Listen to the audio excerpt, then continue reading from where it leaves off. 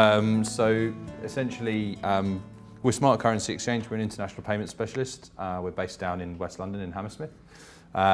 We have in the region of about 40,000 clients who we look after and have helped buy abroad and move money back for the majority of them in all sorts of directions. And I just really wanted to go through how we can help and we can make sure that your property purchase is as risk-free and as secure as possible when you're looking to buy your currency. So just to sort of go through some very, very basic things. It sounds daft, but knowing what your sterling budget is before you travel is incredibly important. A lot of people will come to us and sort of say, right, I've got this amount of pounds to spend. Other people will come to us and say, I'm looking at properties of this amount of euros. And don't ever really tie the two up in the middle. Obviously, it sounds daft, but the bit in the middle is the rate of exchange, which is what we do. But a lot of people will come to us not knowing their budget. Abigail or anybody can't show you the right sort of property unless you know what your budget is or what your sterling budget will achieve you in euros. So that is an important starting point for anything. And again, when you speak to any of our trading team, we will always explain what your budget will get you at that given moment in time. Understanding the importance of currency fluctuations, very, very interesting one. I came up here from London yesterday. Left the office a bit earlier, and when the guys who came up on the train this morning said, oh, did you see what happened yesterday evening? I didn't, but we had Mark Carney, the Governor of the Bank of England, talking about interest rates, saying that Brexit's still going to be causing issues and might delay interest rate rises. Well, instantly the pound's dropped by 1%. So, you've got, compared to yesterday lunchtime to today lunchtime, unfortunately, a €200,000 property is £1,600–1,800 more expensive just overnight. So it's understanding how important things like that can be on your plans. What we try and do a lot is sort of stress test people's budgets and say, this is what this property is costing you at the moment. This is what it has cost you in the last 3 months, best case. This is what it's cost you, worst case. If it were to go below that figure, what impact would that have on your plans? So it's important to understand that, because some people will say, well, I don't mind, I'll find some more money. Other people will say, well, I have to keep it within this figure. So that's really, really useful information for us. And managing those risks effectively, using the different tools, different mechanisms that we can use to try and sort of protect your budget. One thing I say to people a lot is, if I was selling you my house in this country, and I said to you, you guys sign there, and commit to the purchase as you do in Portugal, and then in a couple of months' time I'll tell you what it's going to cost. It'll be 10 grand either side of that figure. You'd have no interest in doing that in this country. So I think try and make it as similar to buying a UK property as you can. Remove all the uncertainties from the equation. Things like forward contracts. Forward contract is essentially a mechanism that a lot of our clients will use. Probably over half of those who are buying property abroad will look to go for forward contracts, where you, again, once you've paid your deposit, you can then actually look to secure your balance for a date in the future whilst only paying 10% of that up front. So you can actually guarantee what the property is going to cost you, as I say, like in the UK, without paying for the whole amount. Pre-funding your client account as well. Again, if you find that you need to get a property off the market quickly, you need to pay a deposit over very quickly, as we've heard already.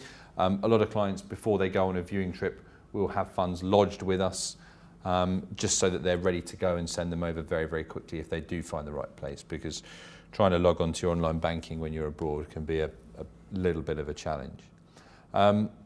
So it's not just property transfers. As you can imagine, every client who's come through us over the course of the last 15 years the company's been going, I've been there nearly 11 now, has ongoing requirements. So it's not just a case of saying, we'll help you with your property transaction and never speak again. A lot of people will come to us for sticking a swimming pool in, buying a car. Some people will come back. I don't know why, but you have things like that we can help people with.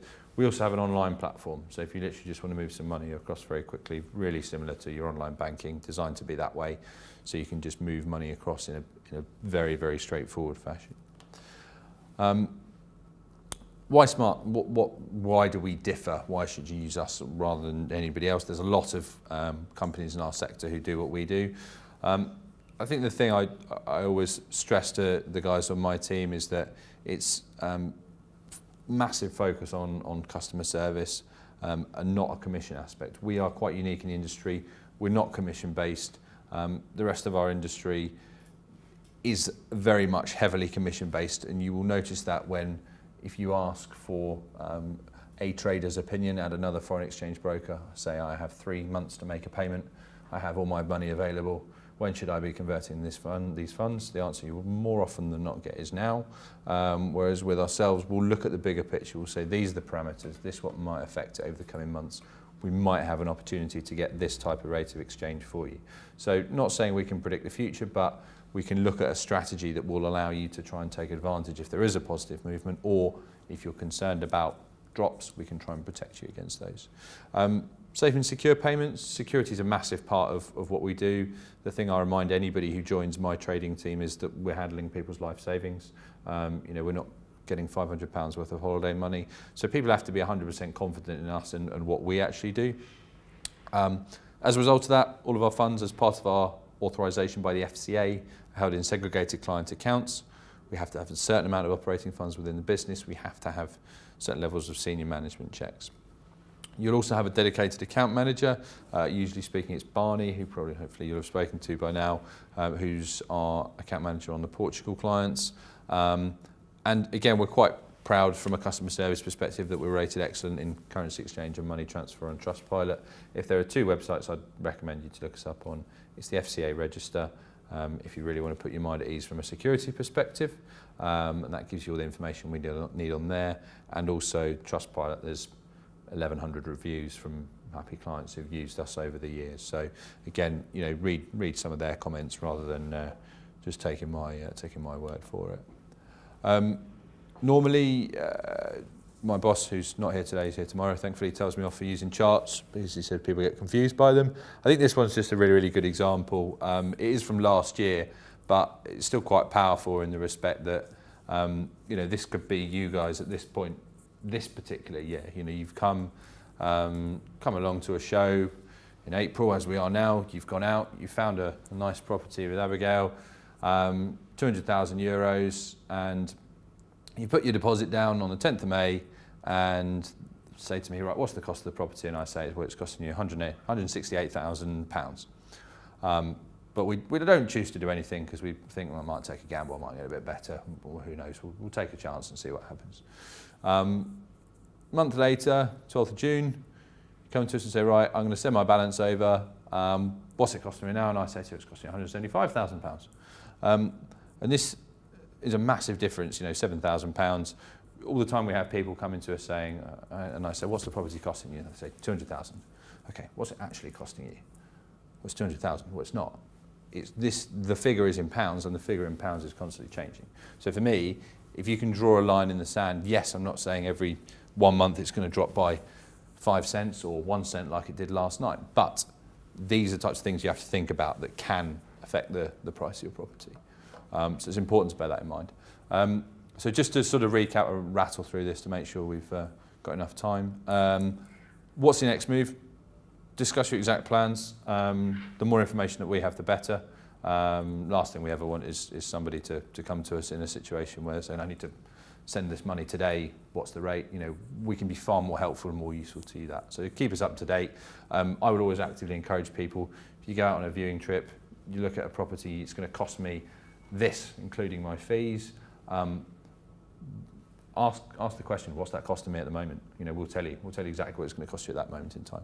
So understand your budget. That will help you in speaking to Abigail and any other agent. It'll make a massive difference for you.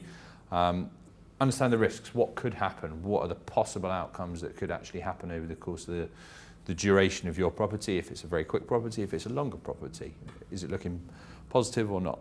And get a strategy in place. Different people do different things. Like I say, some people are massively open to a gamble. Other people want to know exactly what their property is costing you to the penny. Okay, so I think that's very, very important to understand. It's very, very different, but each client will have their own specific requirements. I've gone through that quite quickly just so we can hear what Jason's got to say, because he's got some quite interesting stuff not that my stuff isn't interesting, but stuff to talk about. It's all interesting. I found it interesting, mate. So to talk about. So if you do have any questions, there's quite a few of us in the room there, so please do come and have a chat with us afterwards.